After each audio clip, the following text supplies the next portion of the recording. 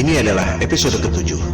Pada 6 episode sebelumnya, kita sudah menjawab 9 dari 10 argumen yang selama ini membuat kita yakin bahwa bumi berbentuk bola. Topik terakhir, anggapan bahwa Flat Earth mundur 500 tahun akan dibahas lewat beberapa episode. Episode ini khusus membahas masalah secret societies yang merupakan landasan ideologis dari elit global. Siapakah mereka? Bagaimana mereka bisa mendominasi dunia tanpa kita sadari? Dan apa pentingnya soal ini untuk kita? Media-media dan film-film sering menggambarkan konspirasi sebagai teori yang hanya dipercaya oleh orang-orang paranoid. Itulah propaganda yang dilakukan agar orang yang membongkar konspirasi mereka dianggap sebagai orang gila. Konspirasi berasal dari bahasa Romawi atau Itali. Conspirare, spirare itu bernafas, kon itu bersama. Conspirare, bernapas bersama, bersekongkol dan bersiasat secara diam-diam seperti berbisik. You could only whisper it, anything more than a whisper, and it would vanish. It was so fragile, and I fear that it will not survive the winter. Maximus, let us whisper now, together, you and I.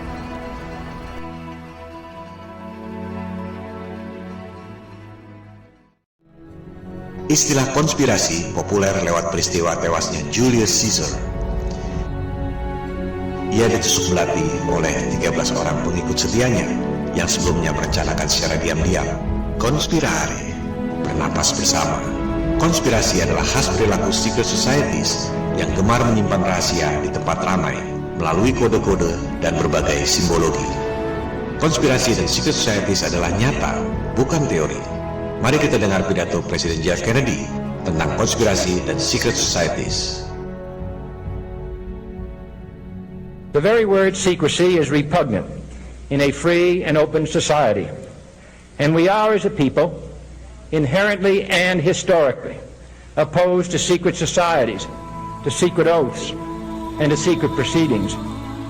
For we are opposed around the world by a monolithic and ruthless conspiracy that relies primarily on covert means for expanding its sphere of influence, on infiltration instead of invasion, on subversion instead of elections, on intimidation instead of free choice.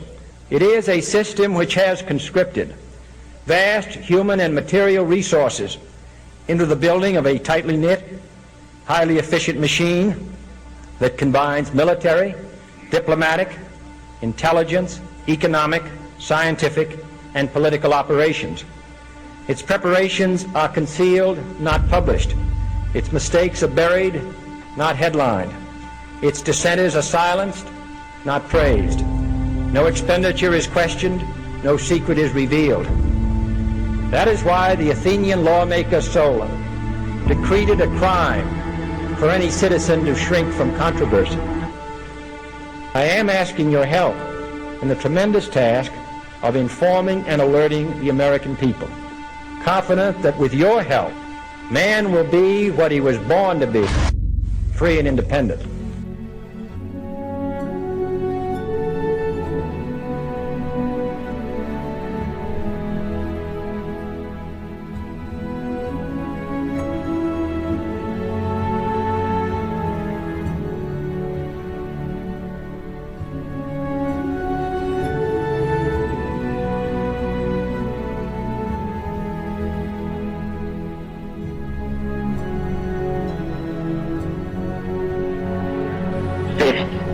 Social justice.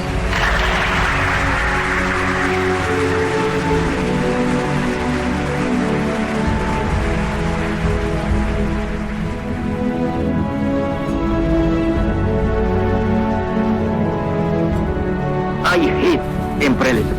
I detest colonialism.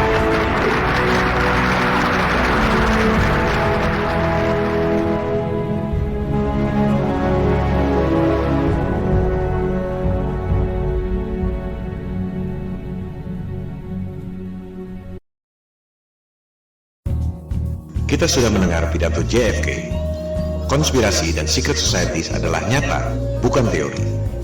Dunia tak seperti yang kita kira. Mari kita tes persepsi kita versus realitas yang sebenarnya. Persepsi, Amerika Serikat, Jepang, Inggris, Prancis adalah negara-negara yang kuat perekonomiannya. Betul? Mari kita lihat situs worlddebtclock.org. Di situ tercantum hutang-hutang setiap negara, berubah setiap detik sesuai tingkat suku bunga. Tercantum pula GDP atau pendapatan kotor domestik dan jumlah penduduk. Supaya lebih mudah dicerna, kita masukkan angka-angka itu dan kita buatkan tabelnya. Kita lihat, negara yang hutangnya paling banyak di dunia adalah Amerika Serikat. Hutangnya 19,1 triliun dolar. Disusul oleh Jepang, China, Jerman, Prancis, Inggris. Kita masukkan pula Indonesia, Singapura, Malaysia, dan Rusia. Tabel seperti ini tak ada di Google atau YouTube. Anda harus membuatnya sendiri. Coba Anda pikirkan, negara-negara maju itu utang pada siapa? Siapa yang lebih kaya dari negara-negara sehingga mampu memberi utang pada negara-negara? Kalau Amerika Serikat disebut superpower, yang memberi utang itu berarti lebih superpower dari Amerika Serikat. Hutang Amerika Serikat 19,1 triliun dolar. Kita lihat laporan Bank Sentral Federal Reserve. Jumlah dolar dalam peredaran 1,4 triliun dolar. Berarti Amerika Serikat hutangnya 13 kali dari jumlah dolar dalam peredaran. Indonesia sama saja. Hutangnya 5.400 triliun rupiah, jumlah rupiah dalam peredaran 528 triliun rupiah. Indonesia hutangnya lebih dari 10 kali jumlah rupiah dalam peredaran. Mungkin agak sulit mencerna angka-angka itu, karena dalam US dollar dan jumlahnya kelewat besar. Oke, kita permudah. Kita rupiahkan dan kita bagi dengan jumlah penduduk masing-masing. Ternyata, hutang per penduduk yang paling besar jumlahnya adalah Jepang, disusul Amerika Serikat, dan seterusnya. Indonesia hutangnya 20,6 juta per penduduk. Artinya, semua penduduk Indonesia, dari bayi sampai kakek nenek, rata-rata punya utang 20,6 juta rupiah per orang. Kalau di rumah Anda ada 5 orang, baik yang tinggal di rumah mewah ataupun di kolong jembatan, hutangnya 103 juta rupiah per keluarga. Padahal Anda tak pernah menerima uangnya. Itu masih mending. Jepang lebih hancur lagi. Satu orang menanggung utang 932,6 juta rupiah. Amerika Serikat, satu orang menanggung hutang 788,3 juta rupiah. Mungkin ada yang mengatakan pendapatan mereka juga besar. Oke, kita bandingkan hutang per kapita dengan GDP per kapita. Meski sebenarnya GDP itu termasuk pendapatan perusahaan asing di negara yang bersangkutan, sebenarnya kurang tepat untuk menggambarkan pendapatan per penduduk. Untuk mudahnya, dalam bahasa awam, GDP ini kita sebut saja pendapatan kotor. Kita lihat, pendapatan kotor per penduduk versus hutang per penduduk. Jepang nomor 1. Hutangnya satu orang 217% dari pendapatannya. Amerika Serikat nomor 2. Hutangnya satu penduduk 106% dari pendapatannya. Indonesia masih mendingan. Hutang per penduduk 46,7% dari pendapatannya. Inilah kelakuan elit global. Grand design-nya adalah membangkrutkan semua negara di dunia, menghancurkan semua agama di dunia, agar tunduk pada tatanan dunia baru, New World Order. Mereka sudah melakukan ini selama 250 tahun terakhir. Mereka percaya bahwa mereka adalah orang-orang terpilih yang mendapat pencerahan dari Lucifer, sang iblis. Mereka percaya bahwa mereka ditakdirkan untuk menjadi Tuhan di dunia, dan umat manusia sedunia lainnya menjadi budak-budaknya. Ideologi ini sudah ada sepanjang sejarah umat manusia. Mereka adalah titisan doktrinal dari Raja Nimrod yang membangun menara Babel menjulang tinggi ke langit untuk menantang Tuhan yang menciptakan banjir Nuh. Cara mereka memandang dunia dan kehidupan sangat beda dengan kita. Yang kita bilang iblis, mereka bilang Tuhan. Yang kita bilang pembunuhan yang keji, mereka bilang ritual kurban yang suci. Mereka adalah antitesis dari kita. The Antichrist, bahasa Arabnya Al-Masih Ad-Dajjal. Alirannya disebut Freemason, New Age. Dulunya disebut Mystery School.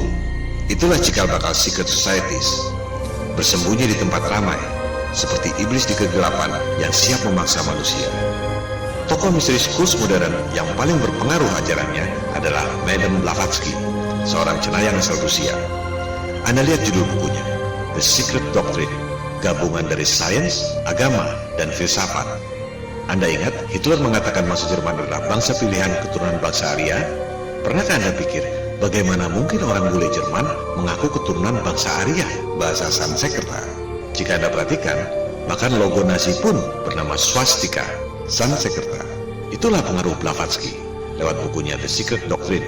Nazi didirikan oleh Thule Society, penganut aliran mistik Blavatsky. Jika di Jerman aliran Blavatsky berkembang menjadi Thule Society, pendiri partai Nazi, di Amerika Serikat ajaran Blavatsky berkembang menjadi sekte The Order of Death. Simbolnya tulang tengkorak. Oleh sebab itu, orang lebih mengenalnya dengan sebutan sekte Skull and Bones. George Bush, baik yang senior maupun yang junior, dua presiden Amerika Serikat, adalah anggota sekte Skull and Bones Yale University. His name in the Yale University Secret Society Skull and Bones, better known to you as President George Bush. Now, for the first time in the history of that Yale club, two of its former members will go head-to-head for the presidency. Also the first time in the history of that slightly less secretive organization, the United States of America. That's right, John Kerry was also in Skull and Bones. In a moment, a journalist at Yale who has removed some of the unknowns from the bones. First, who are these people?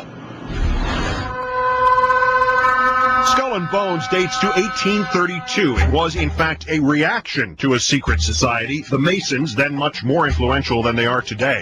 New members, the neophytes, are expected to do things like lie in coffins and wrestle in mud and kiss a skull and confess their sexual histories in front of the group.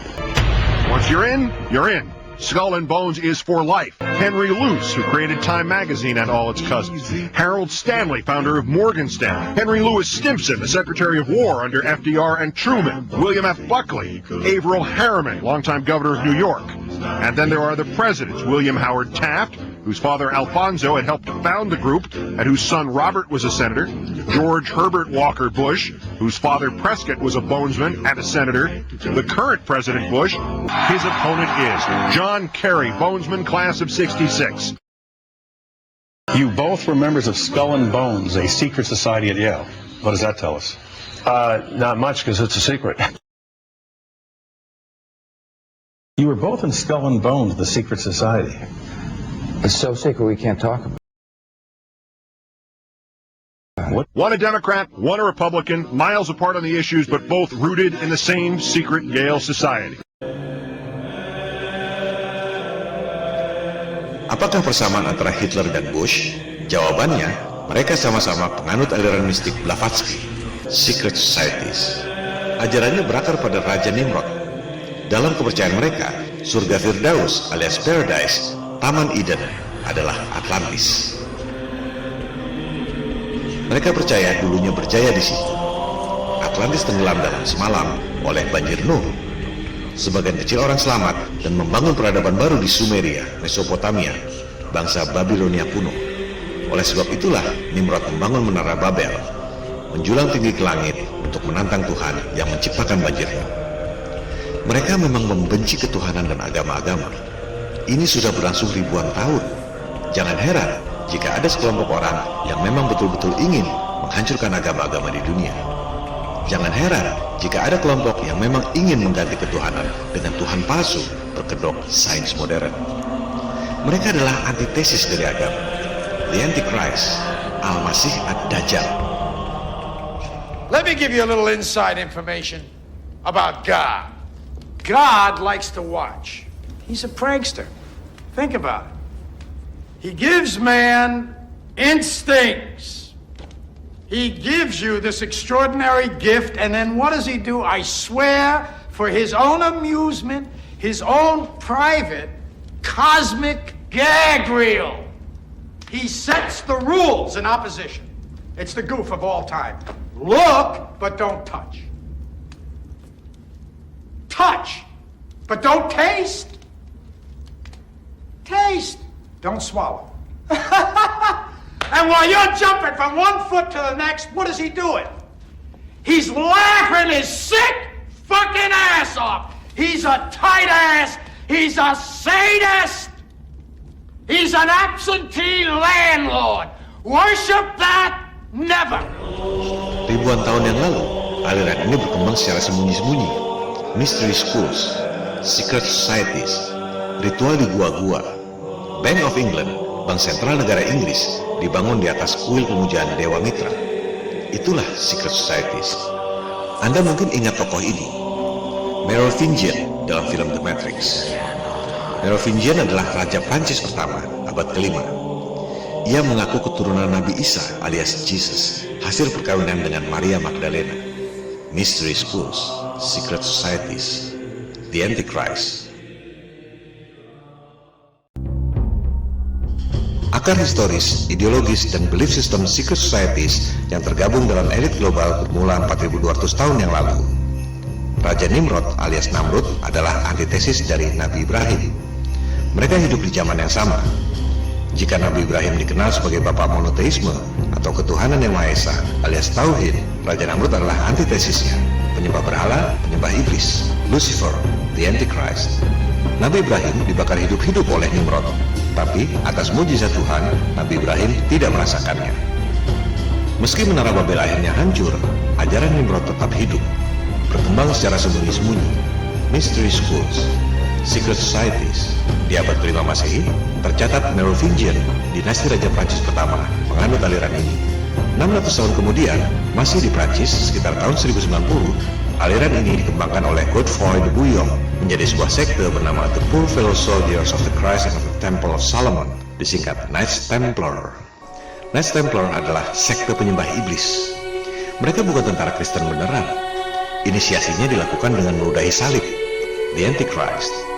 Dari namanya saja, jelas terlihat bahwa sekte ini berorientasi pada Temple of Solomon atau kuil Nabi Sulaiman di Yerusalem, tempat dulu disemayamkannya the Ark of the Covenant atau tabut Nabi Musa. Knights Templar terobsesi dengan tabut itu.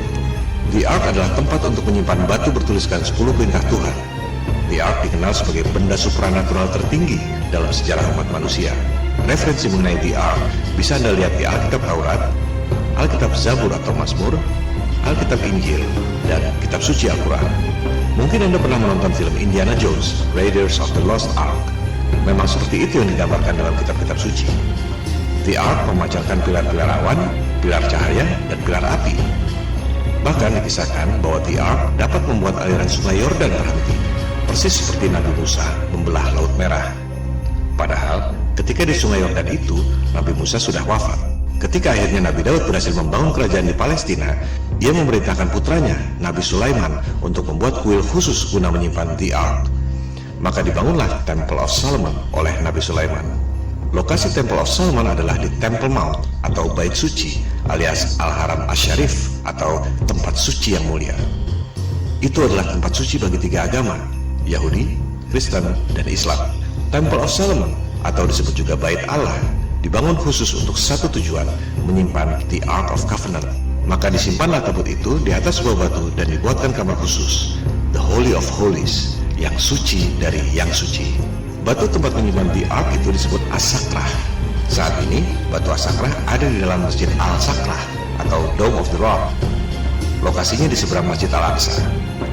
Batu As-Sakrah ini, tempat dulu disemayamkannya tabut Nabi Musa, juga dipercaya sebagai tempat di mana Nabi Muhammad menjalankan Mi'raj melewati langit ke-7. Ketika awal-awal umat Islam menjalankan ibadah sholat, kiblatnya adalah Yerusalem, di Baitul Maqdis itu. Baru kemudian ketika di Madinah, turun wahyu yang memerintahkan pindah kiblat ke Ka'bah. Luar biasa, kota suci 3 agama. Temple of Solomon dibangun oleh Nabi Sulaiman sekitar tahun 900 sebelum Masehi. The Ark of Covenant hanya bertuah jika ada orang yang memiliki derajat spiritual yang sangat tinggi, seperti Nabi Musa, Nabi Daud, Nabi Sulaiman, dan lain-lain. Dalam bahasa awam, harus ada kuncennya.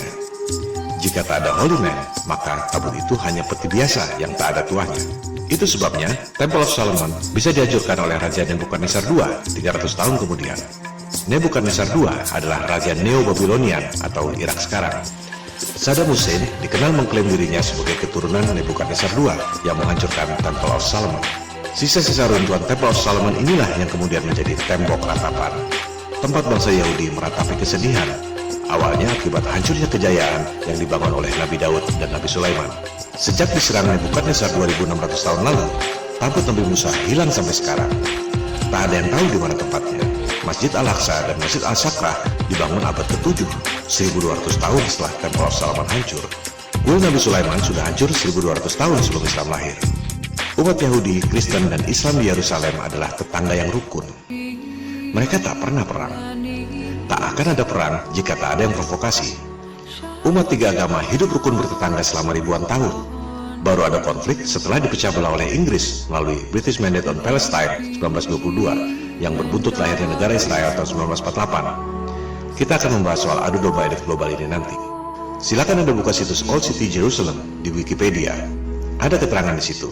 Ketika Khalifah Umar bin Khattab tiba di kota suci Yerusalem, ia justru disambut hangat oleh otoritas agama Kristen di Yerusalem. Tak ada perang. Justru Umar dianggap sebagai pelindung dan penyelamat kota Yerusalem oleh pimpinan tertinggi agama Kristen di situ, yaitu Sophronius. Umar dipersilakan melaksanakan sholat di gereja Yerusalem, tapi Umar menolak karena takut suatu saat umat Islam mengklaim gereja itu sebagai tempat sholat. Umar sholat di luar gereja dan menulis surat kepada otoritas agama Kristen di situ yang isinya melindungi gereja dan melarang umat Islam mengklaim gereja itu. Inilah contoh nyata keteladanan kerukunan umat beragama yang tak diajarkan di sekolah.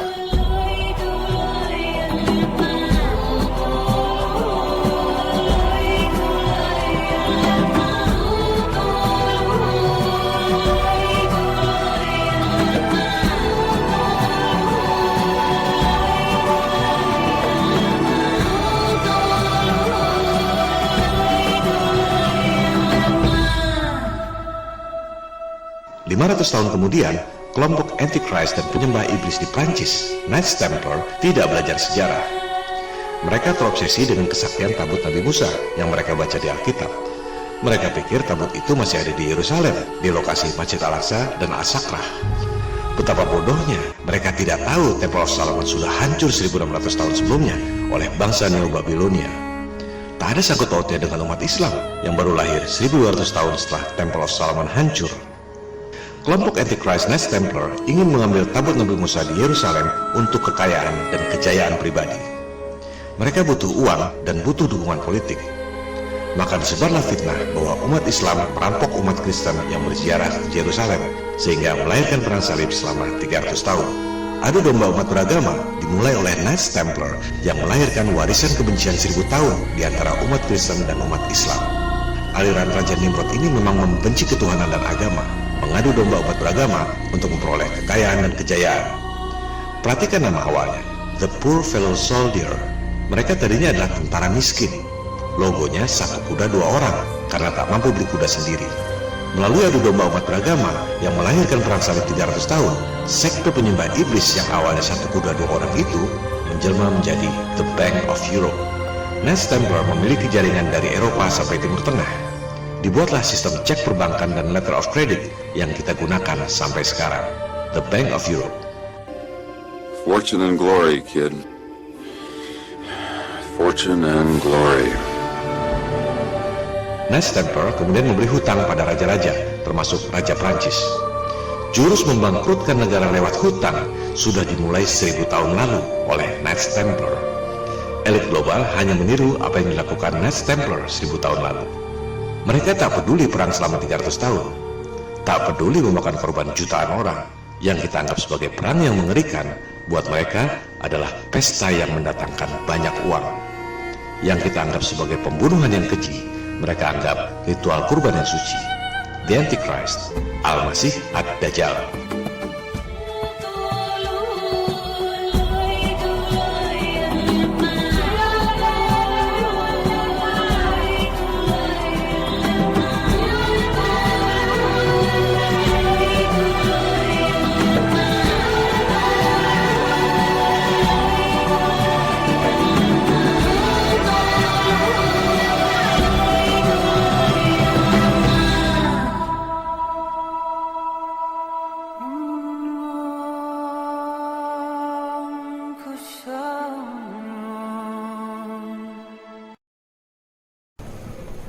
What is your opinion on my crusade?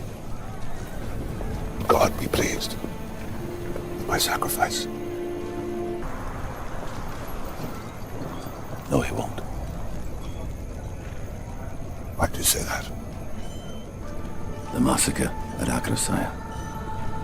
Speak up! When you had us herd 2,500 Muslim men, women and children together, a young woman at my feet, with her hands bound, she looked up at me. It wasn't fear in her eyes. It wasn't anger. It was only pity. She She knew that when you gave the order, our blades would descend upon their heads. That in that moment we would be godless. All of us. Godless.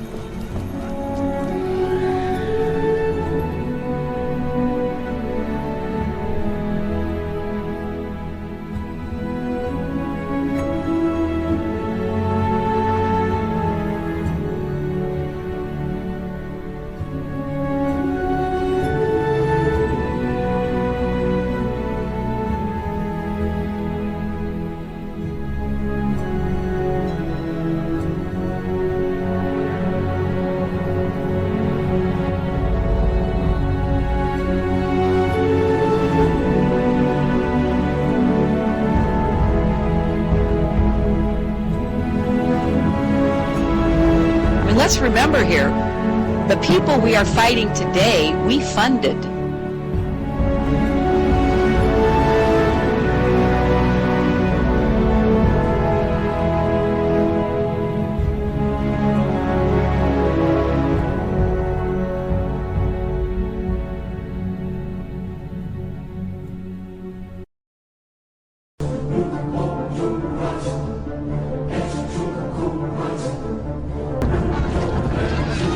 In the name of the cross, women were raped and murdered. Children were put to the sword, and it is said that blood ran in the streets knee-high to the horses. 20 years after Jerusalem was taken, the Dome of the Rock was seized by a group of warrior monks calling themselves the Knights of the Temple of Solomon, or more simply, the Knights Templars. In 1307, King Philippe of France arrested them for charges of denial of Christ, homosexuality, and idol worship, as well as magic.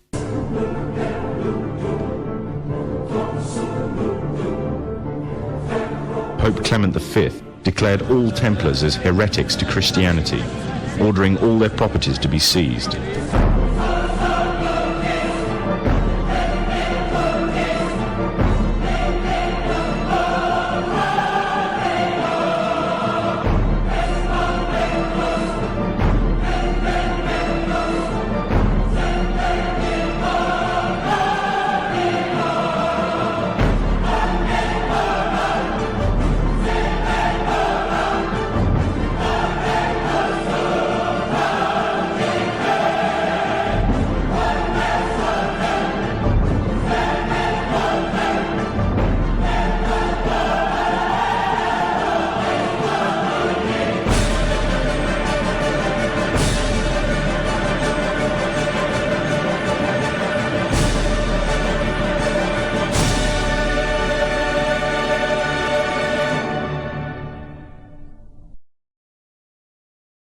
The Templars were cornered, and just when it seemed they were finished forever, a glimmer of hope arose from a seemingly certain end.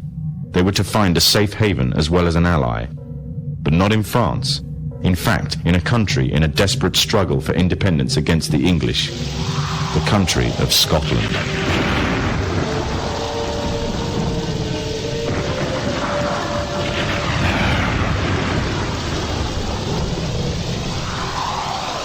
For some, Scotland's hope of independence had died with the death of William Wallace. However, to the King of Scotland, Robert the Bruce, the arrival of the Templars gave him a new secret weapon. Their experience, gained over 200 years of fighting the mighty armies of Islam, had made them expert in combat and warfare, and more than a match for any army brought before them. In 1314, the Templars, allied with Robert the Bruce and his army, took to the fields of Bannockburn in the long-awaited showdown with the English. Robert the Bruce's foresight paid off. The 25,000-strong English army suffered a humiliating defeat at the hands of only 6,500 men. The dream of an independent Scotland had finally been achieved.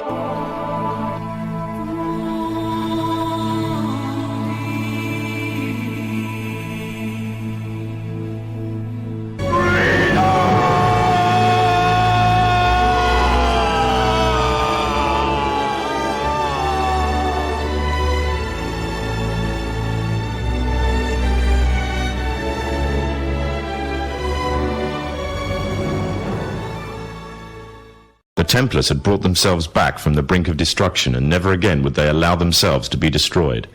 This time, they would control the country by controlling its kings.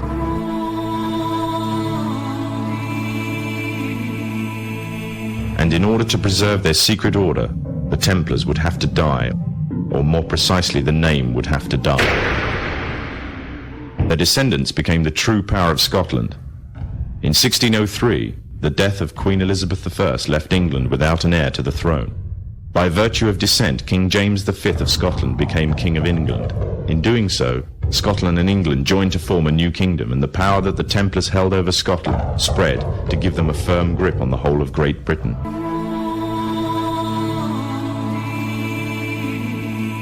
All the time they were planning, regrouping, and infiltrating positions of power in all corners of the kingdom. They had grown in both number and strength, and were now ready to coin a new identity, free from their reputation of the past, and given credibility by none other than the monarchy and aristocracy of England. And the name they chose for themselves was a name that would be known by many, but understood by a few. This new name, the Freemasons. Demikian klip yang sangat bagus dari topinfopost.com. Sengaja saya cuplik agar jelas bahwa semua yang saya sampaikan dalam pemaparan konspirasi bumi datar ini bukan pendapat atau opini saya sendiri, melainkan hasil riset. Saya hanya merangkum dan memperjelas. Sulit memahami Flat Earth jika tidak paham elit global.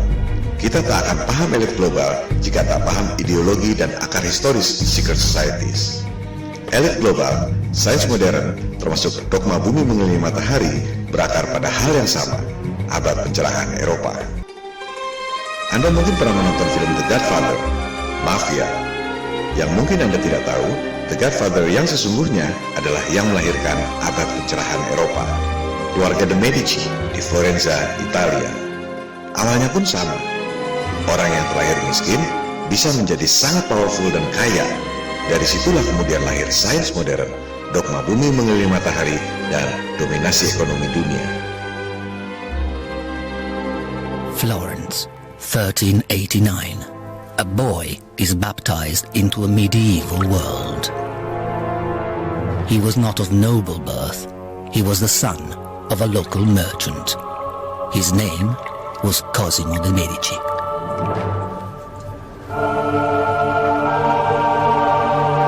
From humble beginnings, his dynasty would seek power and influence, and not stop until they secured the papacy itself. Theirs was a world where power came at a price.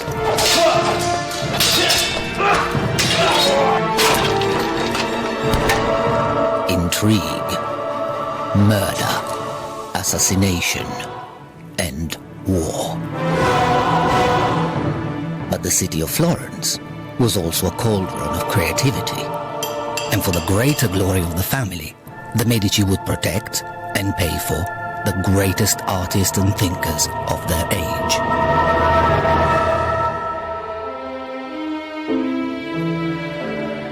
Michelangelo, Brunelleschi, Botticelli, Leonardo, Galileo. Rinascimento, Rebirth, Renaissance. Behind it stood the Medici, godfathers of the Renaissance.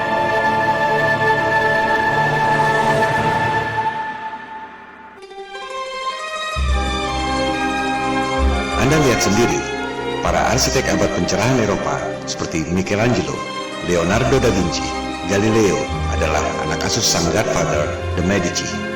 Dari situlah lahir istilah Freemason, tukang batu yang berpikiran bebas. Dogma bumi mengelilingi matahari dimulai dari situ. Diajarkan di sekolah-sekolah sejak abad ke-16, meski sebenarnya Galileo tak dapat membuktikan teorinya. Jika bumi berputar mengelilingi matahari, maka rasi bintang seharusnya berubah setiap 6 bulan. Ini yang disebut sebagai stellar parallax yang sudah kita bahas di episode 3. Rasi bintang tidak berubah. Sebaliknya, jika bumi mengelilingi matahari dan bintang-bintang itu masing-masing terpisah jarak triliunan kilometer, Bagaimana mungkin semua bintang bergerak ke arah yang sama dengan kecepatan yang sama pula? Mereka mengatakan itu sebagai cosmic coincidence, kebetulan kosmik. Sama juga dengan mengatakan orang-orang ini jaraknya berjauhan. Yang satu di Bandung, satu di Surabaya, satu di Makassar, di Papua, dan lain-lain. Tapi karena kebetulan kosmik, kelihatannya sama besar dan sama kecepatannya. Itu adalah pembodohan. Mereka melakukan itu 500 tahun lalu karena kondisi politik saat itu. Kaum Freemason ingin lepas dari otoritas agama. Mereka punya dendam sejarah. Diburu, dibunuh, dibakar oleh paus dan rajanya sendiri. Dikucilkan oleh masyarakatnya sendiri. Jumlah mereka sedikit. Tak akan bisa melawan umat yang banyak. Apalagi orang rela mati demi agama. Oleh sebab itu, dogma agama harus dihancurkan lewat Tuhan palsu berkedok sains modern.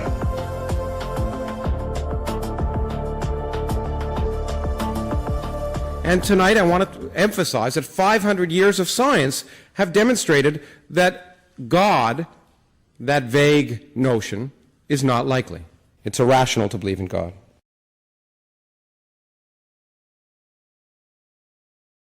The God of the Old Testament is arguably the most unpleasant character in all fiction. Jealous and proud of it, a petty, unjust, unforgiving control freak, a vindictive, bloodthirsty ethnic cleanser, a misogynistic, homophobic, racist, infanticidal, genocidal, filicidal, pestilential, megalomaniacal, sadomasochistic, capriciously malevolent bully.